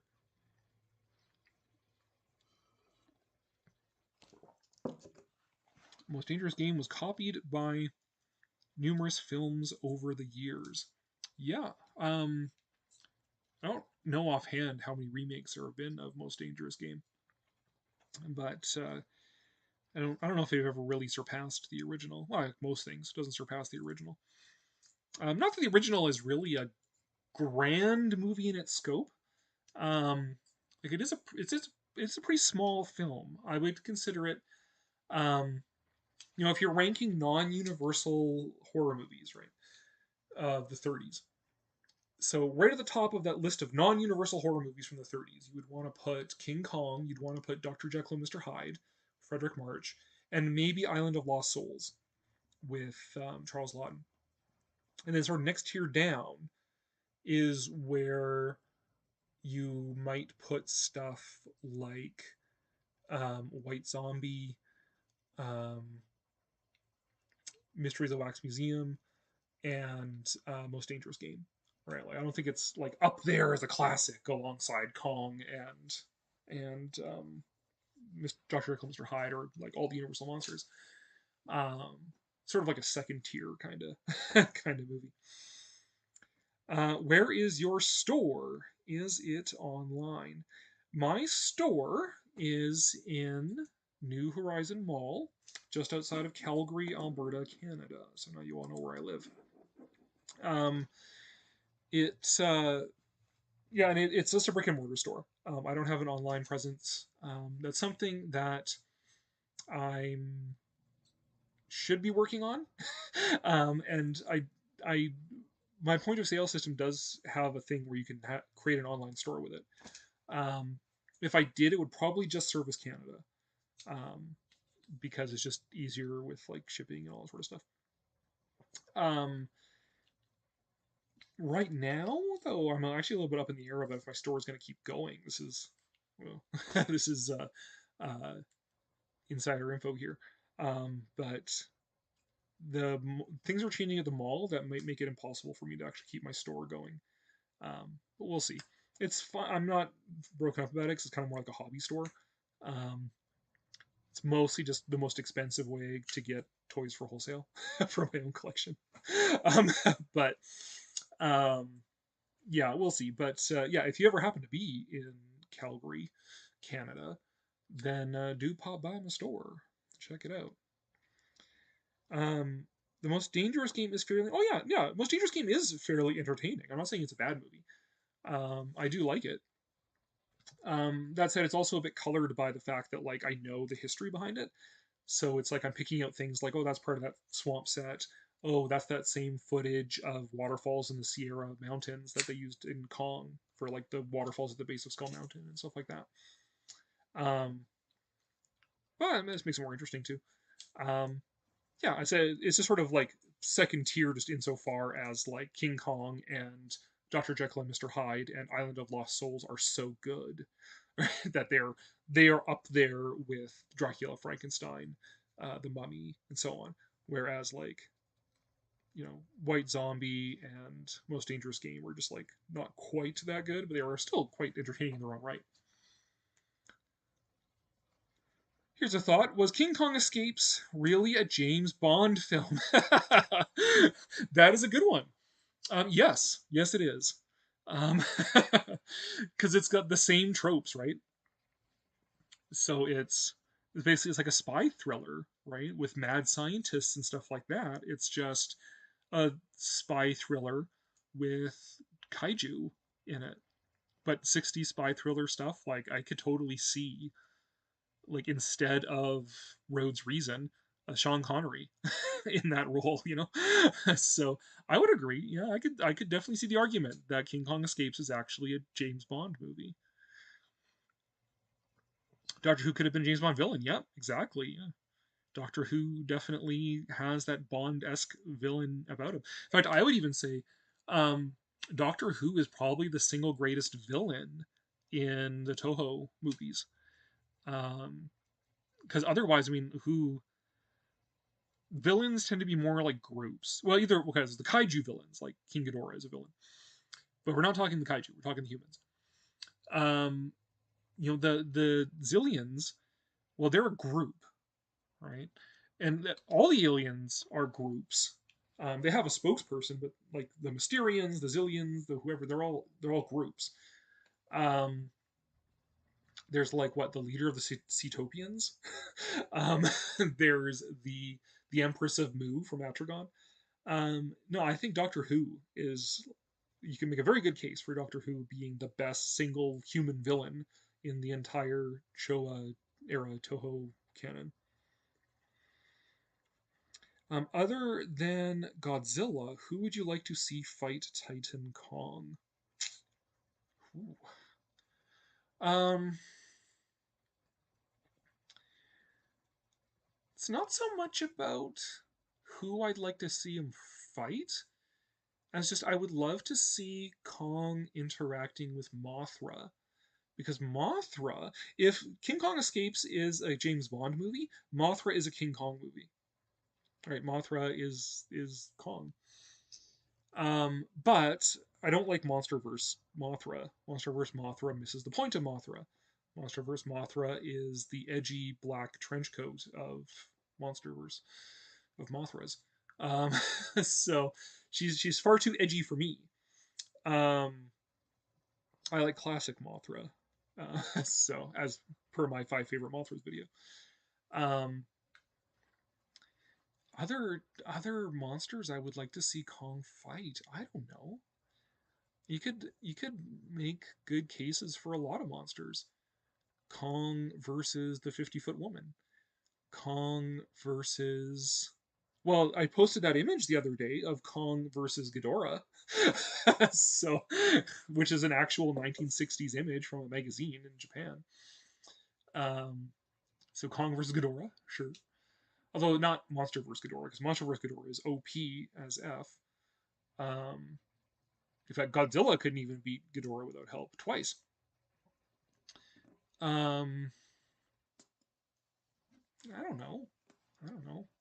Kong versus Hedorah. Except he would need like a gun because you can't touch him. Yeah, I don't know. There's so many monster fights you could have with Kong, and if they ever make like a Mezco 5.XL King Kong Escape set, then I will be smashing my Kong toy against other toys. The actress in King Kong Escapes was in one of the Bond films. Yes, she was in the. Which one is it? I have all of the Connery Bond movies. I just can't remember each individual title. But the one You Only Live Twice. It's where he gets surgically altered to look Japanese, kind of. She's in that one. Yeah. Are you upset the original King Kong has yet to have a 4K release despite the 2 remakes have one? Even though I don't own 4K, just thought I'd ask. I do not own 4K either.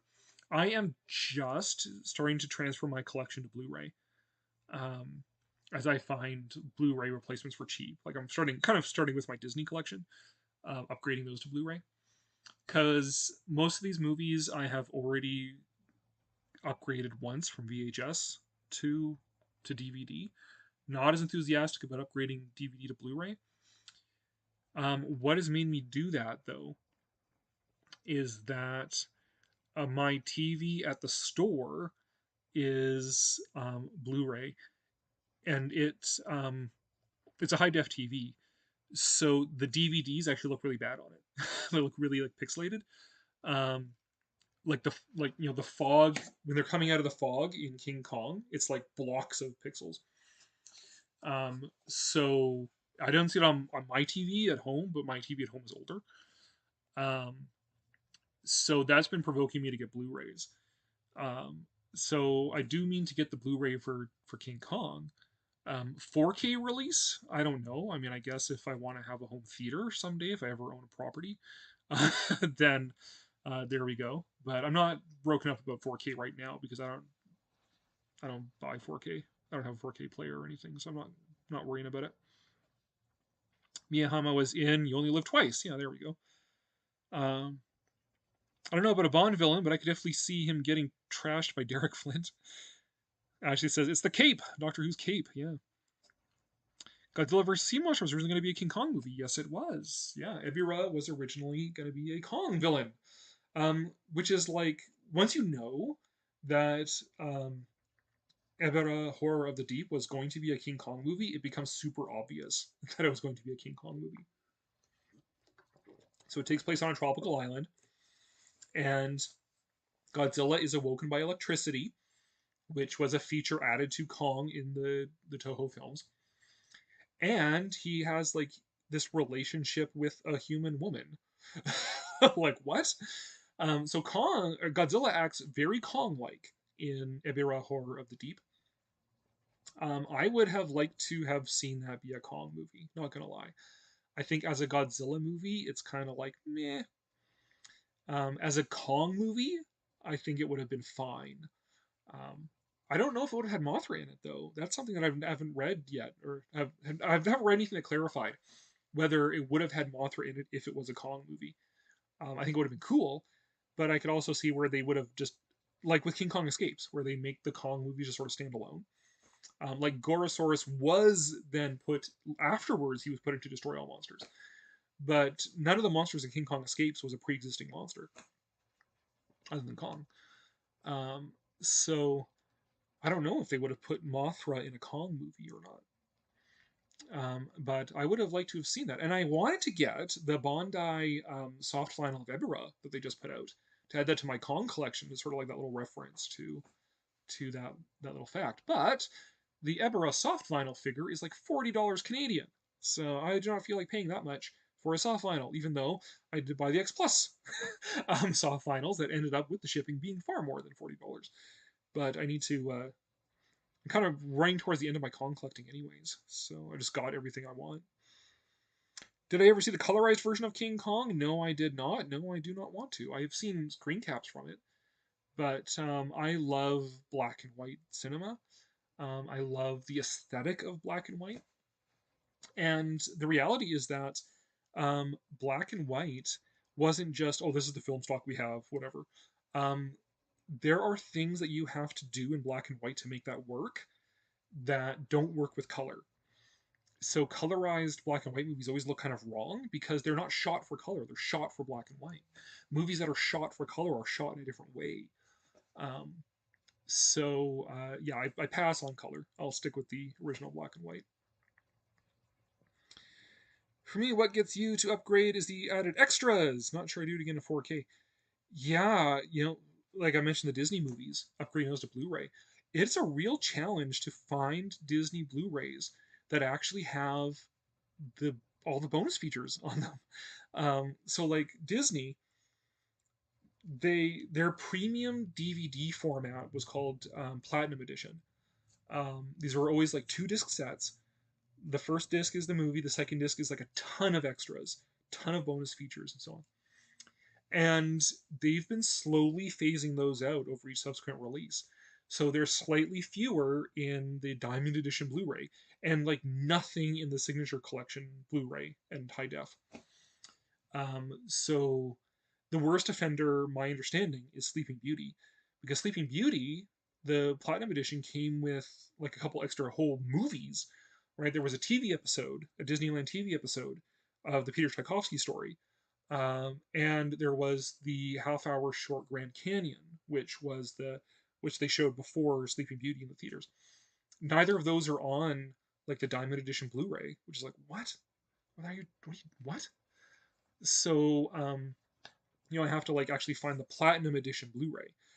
So digging really far back to get that. So yeah, the extras are kind of becoming a thing of the past, and I know a lot of Blu-rays are like just like the old bare bones sort of things that you used to get with like the first DVDs that came out, where it was like just the movie and a trailer or something.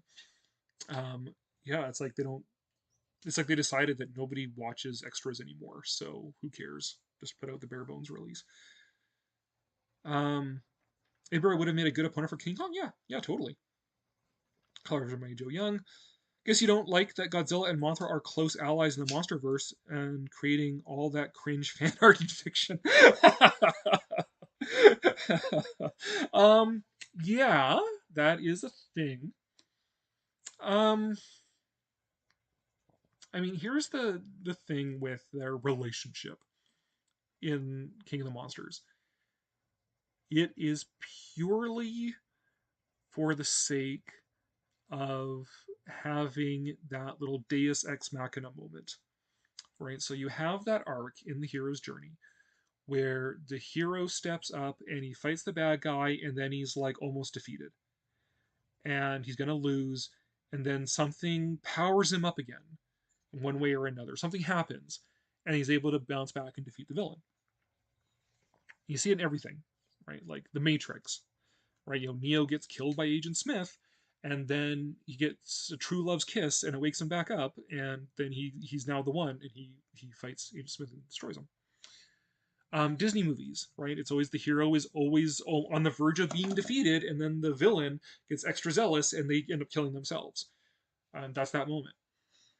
And in King of the Monsters, that's when, actually do it twice, but the second time is when Godzilla is dropped from the stratosphere, and then Mothra's magical fairy dust um, turns him into Super Sentai Godzilla.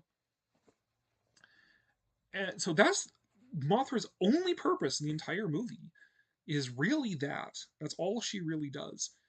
I mean, she kind of leads them to him so they can do the first round of restoring him, because he almost gets killed by the oxygen destroyer, so they have to like blow up a nuke in his face to raise him from the dead. That's the first time they do that story arc in the same movie.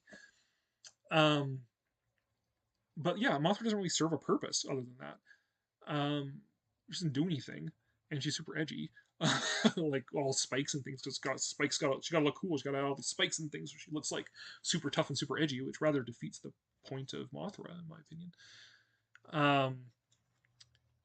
So yeah, I don't know. They just did what they did with her in the MonsterVerse.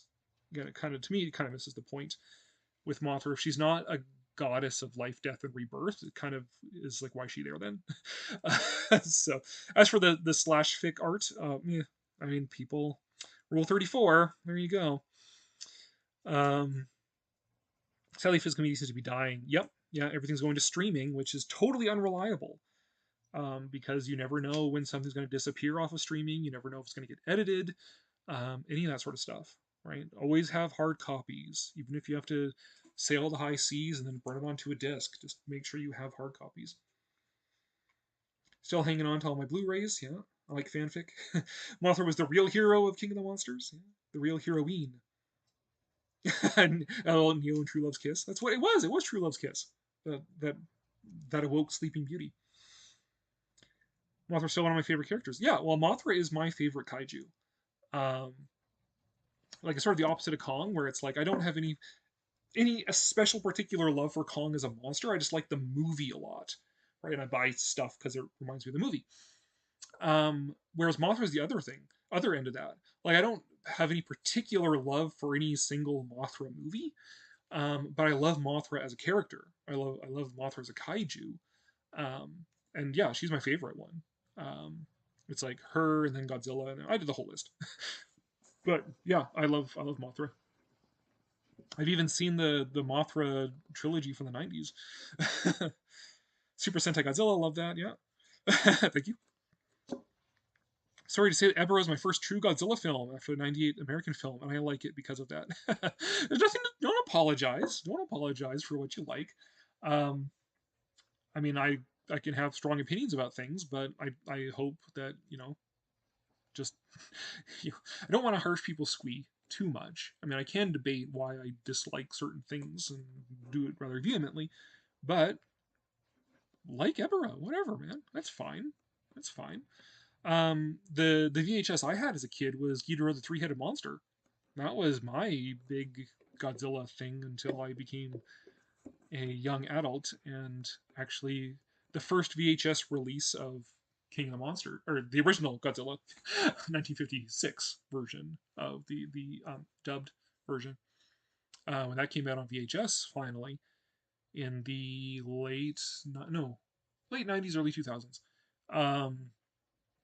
Then I picked up that, and that's when I became the snob about I like the true classic cinema of Gojira. Too bad the Twin Fairies weren't in it. I don't know what I think about the Shobijin, because yeah, they're this part of the Mothra mythology, but they're such a weird thing, and they never get properly explained. They're just there, and that's the way they are. And I'm not sure what I think about that. So, I do like what they did with them in the anime trilogy, actually.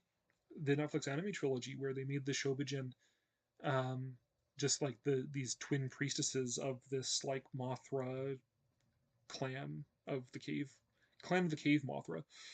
And they sort of have like that bit of like Mothra look to them with their hair, their bangs and stuff like that. I liked that. I thought that was actually really cool. I also think the Mothra designs are really pretty, so you put those sort of designs on a couple cute anime girls, and there you go. Yeah, I don't know. I don't know what I think about the Shobijin. I want to get the 5-point XL Mothra to go with like the rest of my 5-point XL collection here, which this is in the way of. There we go. Rest of these guys here. But I'm not sure I'm sold on paying like $100 Canadian or whatever. So the bulk of which is like the box and the Shobijin figures. I really just want the Mothra, which is why I think they should do an Ebera Horror of the Deep set, because then they can reuse the Godzilla mold, they can reuse the Mothra mold, just make it slightly different, don't have the flocking on it, and you get an Ebera figure. I think that would be a great set for Mezco to make if they're listening in.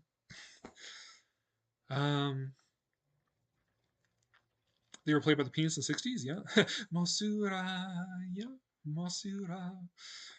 Twins were hinted at in King of the Monsters, but not. Yeah, yeah. The Chinese actress is supposed to be twins, and they have like, oh, it's always these twin researchers every generation. They're always twins, which was an interesting little nod. They're charming mini goddesses.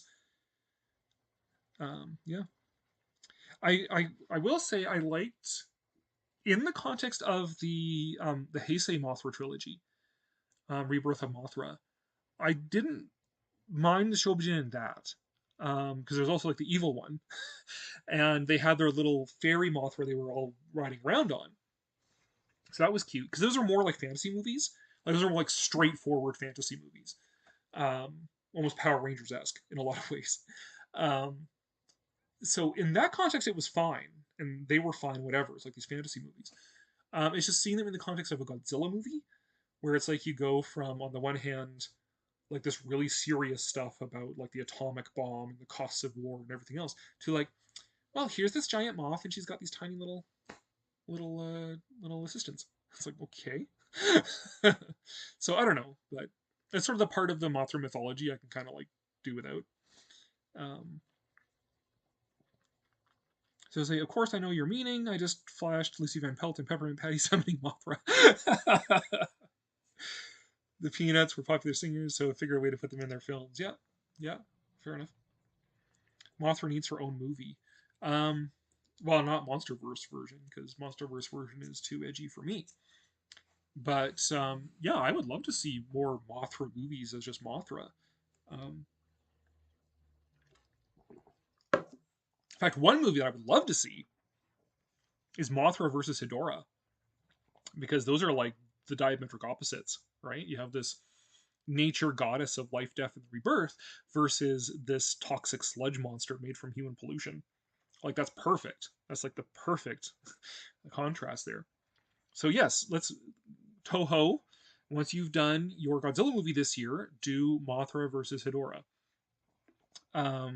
The Heisei Mothra films were cute fantasy movies. The only thing I didn't really like about them is just that because they introduced Mothra Leo, it loses that whole aspect of the life, death, and rebirth thing. Because Mothra Leo just becomes like the Power Rangers of Mothra, right? He just gets these upgrades and these new special powers and stuff like that, right? Plus, I don't like his design as much as I like Mothra's, like his, because he's kind of like green and orange and white. Whereas Mothra is the yellow, orange, and white, which I like a lot more. So, but yeah, there it is. Godzilla vs. Mothra 92 is more of a remake of the original Mothra. They just add Godzilla and an evil Mothra doppelganger Batra. Yeah, I like the idea of Batra, like, because you have that dualism of nature, right? So you have sort of the benevolent face of nature in Mothra and the malevolent face of nature in Batra, and so you get that nice contrast going on, which I get and I like. It's just my only sort of like, well, complicated a little bit, is that excuse me, is that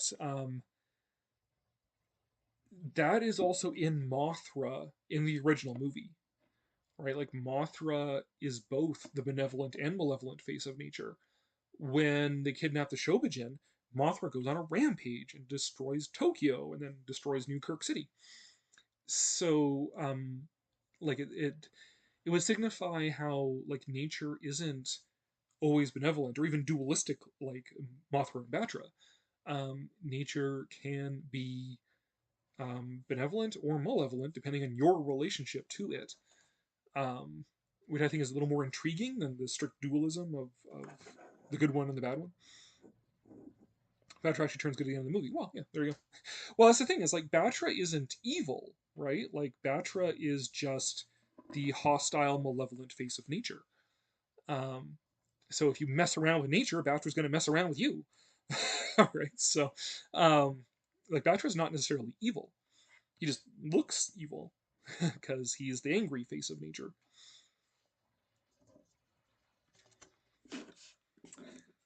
All right, well, what time is it? 9 o'clock. Well, this has been a long one. And, oh, I didn't queue up the thing. Hold on a second here.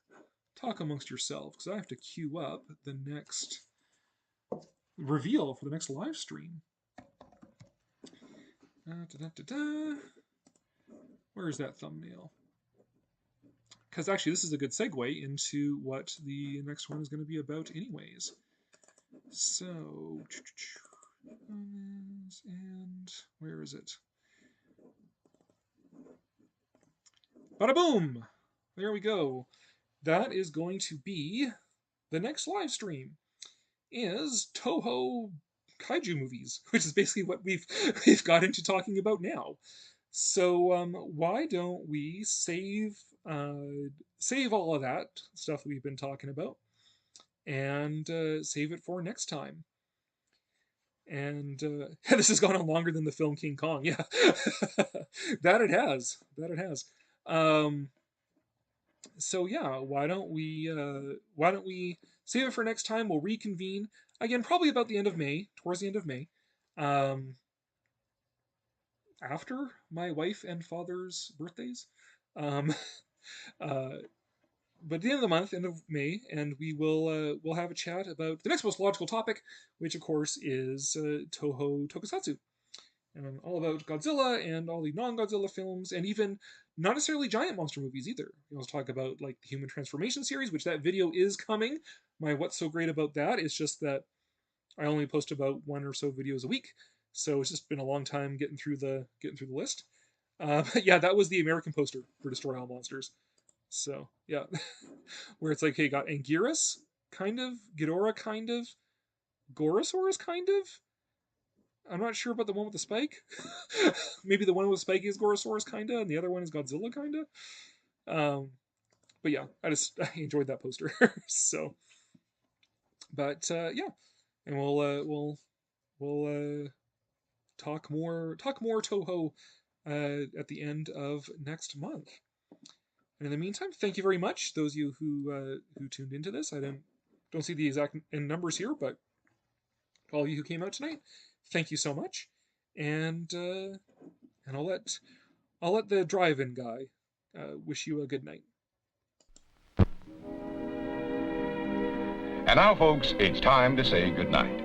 We sincerely appreciate your patronage and hope we've succeeded in bringing you an enjoyable evening of entertainment. Please drive home carefully and come back again soon. Good night.